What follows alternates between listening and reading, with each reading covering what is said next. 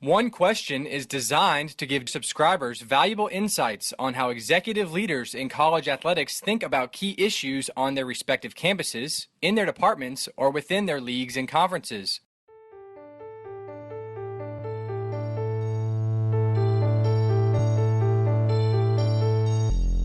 Greetings, this is Ty Brown and welcome to One Question, where we highlight executive leaders in college athletics. Our guest today is Tommy McClelland. Tommy is the athletics director at Louisiana Tech. Greetings, Tommy. Thanks for joining us. Hey, thanks for having me, Ty. Now, Tommy, you've been at Louisiana Tech since 2013, and prior to that, you were at McNeese State. And what's unique about your career path? 1 year, you were the long snapper throwing the javelin, and 2 years later, you were interim athletics director. Yeah. I mean, it's that's an amazing story. You were, I would assume, the youngest athletic director at McNeese State when you were named the interim at 25 years old back in 2007. Yeah. Of course, 26 they removed that interim tag. That's a unique story itself. Yeah, and so not only a year or two later, but a year or two later at a rival school. So I'm on the sideline at football Looking games. at guys you played against. Oh yeah, guys that I played with are on the other team, and so guys that I were elbow to elbow with. Now I'm on the opposite sideline as executive. But yeah, it was unique. I think when I think back on that time, I'm 25 years old, and were you prepared? I mean, no one's really truly prepared for the job, whether they're 25 or 55 and they're getting their first job. I think you got to have a feel for it and really kind of have just a good gauge of who you are. But for me, I think it just so much was providence. It was right place at right time. McNeese was a great university, but like a lot of places over the last probably 2 or 3 decades, they were transitioning for that first time from the old coach who was the athletic director to wanting more of the CEO, the more of the business-minded person. At the same time, like a lot of places, they were very uncomfortable with change and bringing in someone they didn't know. Well, I kind of met at that crossroad of an outside person, basically with inside knowledge, because I had been there 7-8 months. And so it just worked out in a very providential way for me. Well, you think about 25 years old as their intern. Now, at 25, Tommy, I was a intern at the American Football Coaches Association trying to figure out how I was going to convince 12,000 football coaches that I was the one to help them become better football coaches.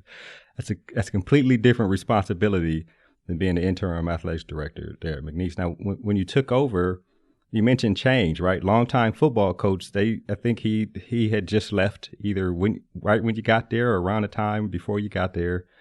And so then you take over as interim athletics director, about a year later or some time later after he leaves. And now you're making decisions, right? And I wonder if your decision-making process has changed over that time in terms of how you evaluate things and what goes into your making decisions. When you were young then, now 37 years old, you're still probably one of the younger ADs in the country. I wonder about your decision-making process. Well, I think probably a lot of fans question my decision-making process. But no, I mean, when you ask that question, I think the biggest thing that's changed for me is that early on, and probably in a very wrong way, but I've always managed up. I think that was just instinctive that, hey, whether it's a big decision, whatever the decision is, hey, I'm going to manage it. I'm talking to my president. I'm managing up. I'm getting a feel for things. What type of freedom am I going to have in this decision? Managing a board member, managing a donor, learning how to manage up is something that I did from day one, knowing that was, something that quite frankly was going to help me do my job well. But I think the thing that I've changed is that I think I've become more inclusive with those around me within the department that report to me in terms of how decisions are made. Again, certainly we know that at the end of the day, the decision has got to be mine, and I've got to own that and wear it. But I think early on there may have not been the trust. As a young athletic director, I might want to know what the president thought, but I might not have been as worried as what my associate AD thought in this area or my SWA or whatever. And not, right or wrong. I think now when I walk into a decision, I want to be probably a little bit more deliberate and get different perspectives. I may ultimately land on the same decision, but I think now when the decision is made, I think what I've learned is by including more people in a confidential way, people you trust, not saying include everyone, but people that you trust, you build trust and you also build buy-in on whatever that decision is that you made. Even if you maybe went against the person that you asked their opinion on, you still have brought them into the decision. I think that's probably the biggest difference, is who I've included and allowed to be involved in those types of decisions. Right, and that's important, right? It also allows you to make, I would assume, better informed decisions. Thinking back to when you were at McNeese early on, making those type of decisions without including, I guess, everybody. You know, you live and die by the decision. You do that now as an AD, but back then, live and die by the decision, and a mistake you could have made then would have been one that was probably not as informed as a decision you make now. I imagine that affects a lot in a leadership role. Yeah, and it's you know, if a person that's in your cabinet, or again, I'm not saying that we have a department-wide meeting and we talk about our decisions, and we're saying more of the, you know, the cabinet level type position and being more inclusive there.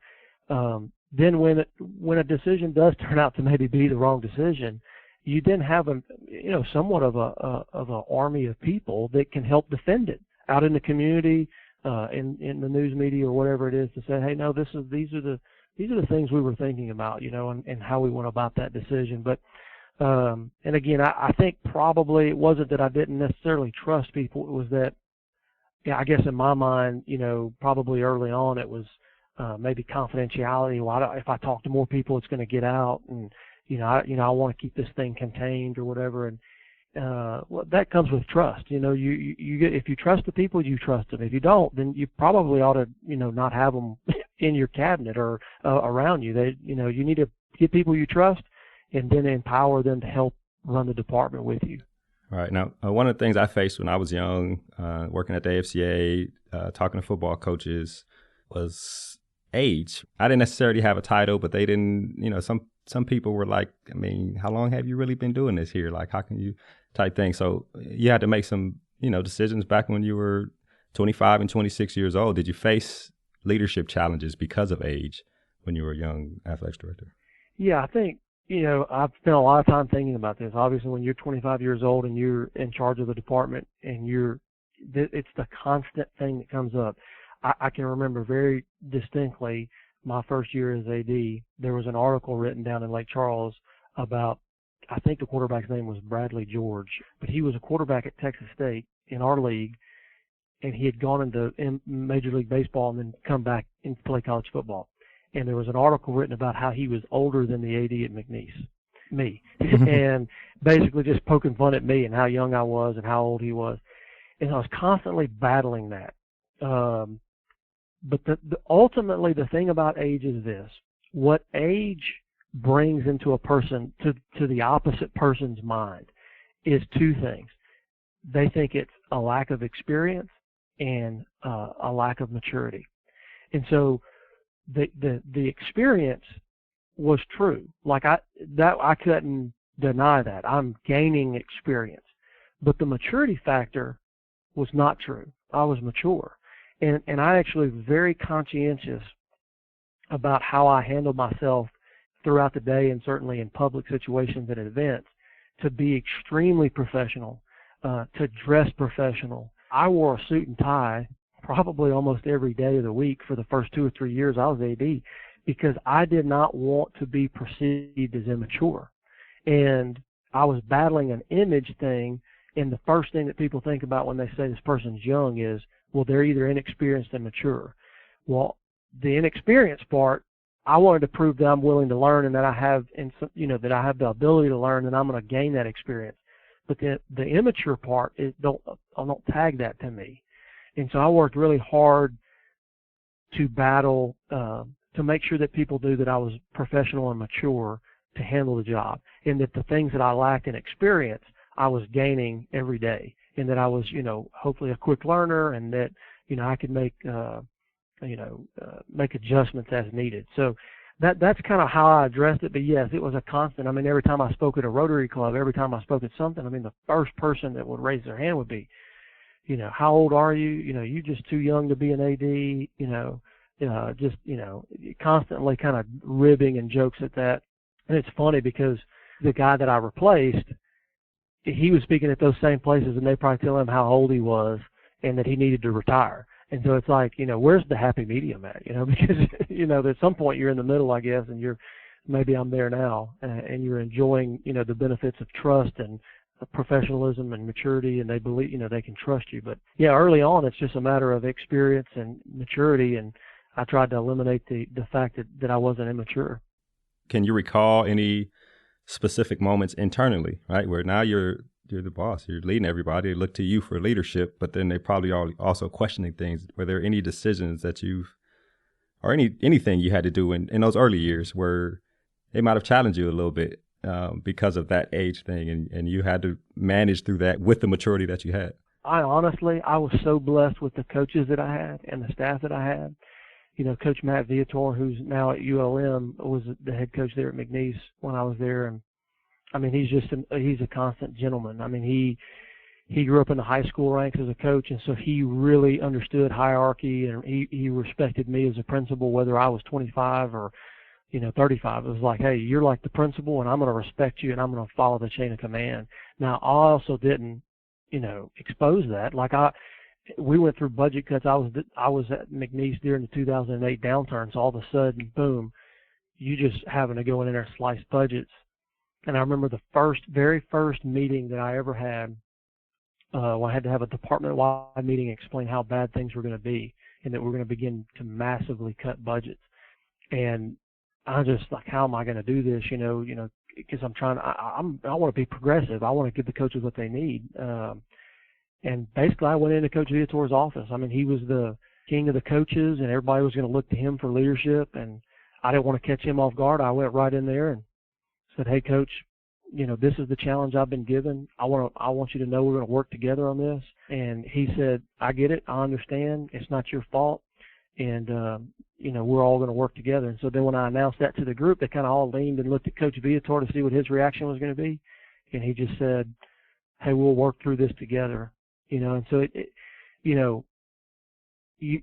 that's an example of, I probably was inexperienced, but there was an instinctiveness there to know that, hey, I need help here, and who's the person in the room that everyone's going to listen to? And that was Coach Viator. And didn't make the situation fun or easier. It was difficult, but I think through that time was difficult. But I had a great group of coaches and staff. I think probably the biggest thing was just, we had a couple booster groups that would try to challenge me at times to see if they could kind of push their agenda. But again, I think that over a period of time, I mean, by the time I left there, I still was only 30 or 31, but I had really gained and earned a lot of people's trust there in terms of running the athletic department. Right. What was important in the things you just said was you knew in your mind, and I guess for the lack of a better term, admitted to yourself, hey, I need help in making this, or I need help in supporting this decision that I'm going to make here. That's an important self-awareness for a leader to have, no matter what age, right? Yeah, to understand who the players are, whether you're speaking to a board meeting and here's this subject matter that we're going to bring to the board, who's the one or two board members that can really help with this situation. In that case, it wasn't a board meeting, it was a department meeting, but again, in our situation there, the head football coach was very influential and had a good head on his shoulders. I mean, he was a very good man and understood that this wasn't my decision. I had gone out into the room and decided to cut budgets. It was handed down to me, but that I needed buy-in and cooperation as we collectively dealt with this negative. All right, understanding who the influential players were. I'll ask this final question here. You've been in the job for a while now there at Louisiana Tech, been an AD for a while now. I wonder what type of leadership challenges you find yourself thinking about the most nowadays. I mean, now that you have experience, the maturity has always been there, bigger school, and you've been in long enough to see the ebbs and flows of college athletics. You've been around some of the elephants in the profession. Of course, we met years ago. I think I don't remember where we were, maybe NACTA or something, doing something with Dutch. But I wonder what leadership challenges do you find yourself thinking about now? I would say that there's been a shift in me mentally. I think early on I was really focused on how to continue to provide leadership to myself. I was 25 years old. I needed to soak up as much as I could because I had to hurry up and learn. I really did. And I would say the last 3 to 4 years, my focus has shifted so much more to not that everyone has to be a constant learner, but now my focus has been, how do I provide leadership to my staff and our student athletes, coaches, staff, and student athletes? And, we've developed different initiatives here to do that. We've created the Louisiana Tech Athletic Leadership Institute that we do, throughout the year. And it's a program and individuals graduate from it. And that's something that I work with our School of Industrial Psychology with in terms of how to develop leadership styles. We work with our student athletes. We kind of have a leadership council that we developed. It's something different than SAC. It's basically the freshman leader on the team that the coaches sees that could be the new leader of the team, and then the current leaders of the team, and working with those student athletes to help develop leadership throughout their time here, and providing leadership to coaches. Coaches are constantly pouring out, they're wringing out their equity into their students and their coaches, and they're soaking. How can I build into them? How can I be the one that helps provide more to them so that they can pour back into our student athletes? So I think for me, the challenges of leadership has been more externally focused. And again, I have a focus on myself certainly, but it's been a shift to more of how can I provide leadership to my staff and our student athletes. And it's probably been one of the more enjoyable things that we've done over the last several years, is being able to develop these programs and see these things beyond their sports or the jobs that they do in their departments, and see them achieve their goals of being head coaches, of being athletic directors, and that's kind of where I get a lot of satisfaction. Right, and that's important. And I guess the key question is as a leader, are you leading to make your organization better? Are you leading to develop other leaders? And there's really no right or wrong answer to that. And you could say yes to both. And that sounds like right. Sounds like what you're doing there at Louisiana Tech. This has been an excellent conversation, Tommy. I really appreciate you joining us here on One Question. Thank you for having me, Ty. That was Tommy McClelland. He's the athletics director at Louisiana Tech. And of course, this is Ty Brown with One Question. And keep in mind, the role of a leader is to create and maintain an environment that people want to be a part of. And as always, be better tomorrow than you are today.